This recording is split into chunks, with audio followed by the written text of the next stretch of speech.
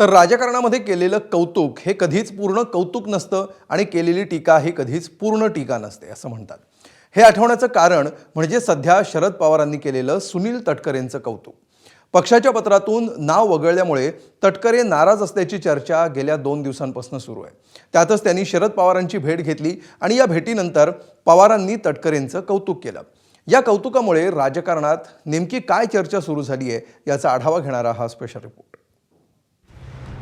महाराष्ट्राच्या राजकारणात जेव्हा काही घडतं त्यावर शरद पवार काय म्हणतात याकडे सर्वांचंच लक्ष असतं।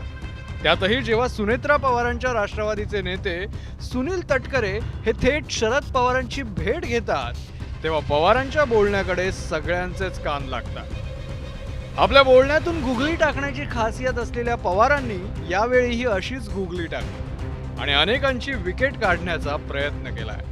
ही गुगली टाकण्यासाठी पिच होतं सुनील तटकरेंच्याच कथित नाराजीचं। राष्ट्रवादी काँग्रेसनं निवडणूक आयोगाला दिलेल्या पत्रात तटकरेंचं नाव आणि प्रदेशाध्यक्षपद हे वगळणं त्यामागचं कारण। या पार्श्वभूमीवर झालेल्या भेटीनंतर पवारांनी तटकरे आणि पटेलांचं कौतुक करताना सुनेत्रा पवारांच्या गुणग्राहकतेवरच सवाल उपस्थित केले। 2003 पासून माझ्यावर होते आणि तटकरे हे जिल्ह्यात नेते होते, राज्यात होते, राज्याचे फायनान्स मिनिस्टर होते, पक्षाचे अध्यक्ष होते। त्यामुळे त्यांच्यामध्ये काय कर्तृत्व आहे याची कल्पना मला आहे, पण ते ज्या संघटनेत आहेत त्याच्यामध्ये कुणाचा किती आणि कसा उपयोग करून घ्यायचा याचा निर्णय घ्यायचा अधिकार आहे। त्या संघटनेचा नेतृत्वाचा तो अधिकार आहे आणि त्याचा असेसमेंट जसा असेल तसा निर्णय त्यांनी घेतला असावा। आता शरद पवारांनी तटकरे आणि पटेलांचं कौतुक केल्यामुळं राष्ट्रवादीच्या नेत्यांची चांगलीच अडचण झाली। पवार खरं बोलतायत असं म्हणावं तर तटकरेंकडे दुर्लक्ष होत असल्याचं मान्य केल्यासारखं होईल आणि पवारांचं विधान नाकारावं तर तटकरे आणि पटेलांची गुणवत्ता नाकारल्यासारखं होईल। या पेचेमुळं शरद पवारांच्या या गुगलीची राजकीय वर्तुळात चांगली चर्चा रंगली आहे।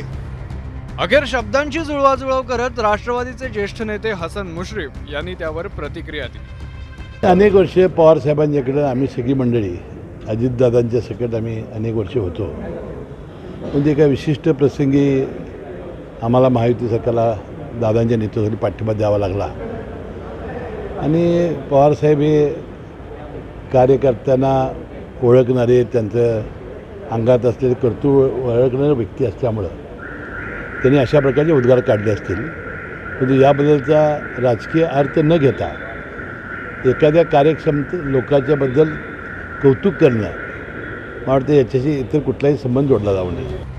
तटकरे आणि पटेलांचं पवारांनी जसं कौतुक केलं तसंच कौतुक पार्थ पवार आणि जय पवार यांचंही केलं, पण या 2 कौतुकांमध्ये जमीन आसमानाचा फरक होता।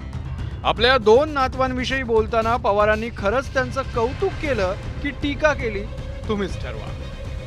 त्यांच्या संघटनेमध्ये पक्षाच्या भवितव्यासाठी जनमानसामध्ये सगळे जे प्रभावी लोक आहेत त्यांना त्यांनी संधी दिली आणि ज्यांचा प्रभाव कितपत आहे याची शंका कुणाच्या मनात असेल तर ती त्यांना व्यक्त करायची होती का हे मला माहिती नाही। राजकारणात जखम ताजी असताना त्यावर फुंकर घालण्याला विशेष महत्त्व असतं।